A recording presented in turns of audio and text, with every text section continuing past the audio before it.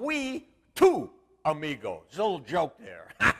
It is time for another session of emails from around the globe. May I have the email, please? Thank you very much. Very nice. Wingnut. This one is from a Ray McNaughton in Redwood City, California, local boy. Two amigos, how come you seem so critical of French wines? Don't you think they do a great job making wine? Well, the answer to that one is very simple, Mr. McNaughton, and I will tell you.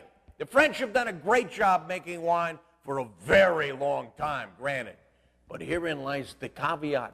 They have too many rules, regulations, and stupid laws. Do you know that you cannot water grapevines in France? Did you know that? Do you know that you cannot grow Sangiovese in France because it's an Italian varietal? Give me a break.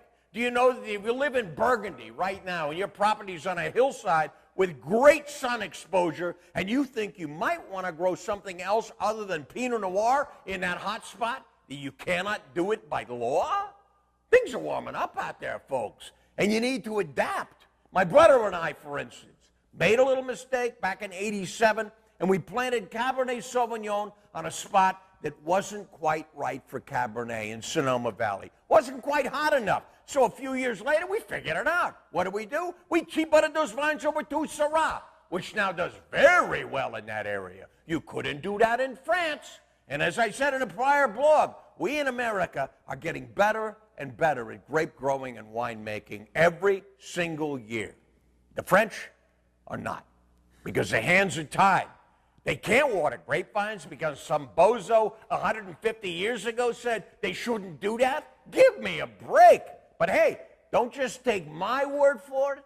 Do me a favor. Get a sample pack and compare Two Amigos Cabernet and Chardonnay with a much more expensive French Bordeaux or Chablis.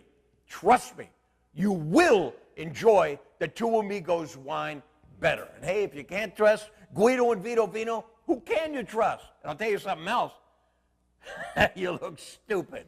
I'll tell you something else. It's going to save enormously on your pocketbook. I hope it answers your question, Mr.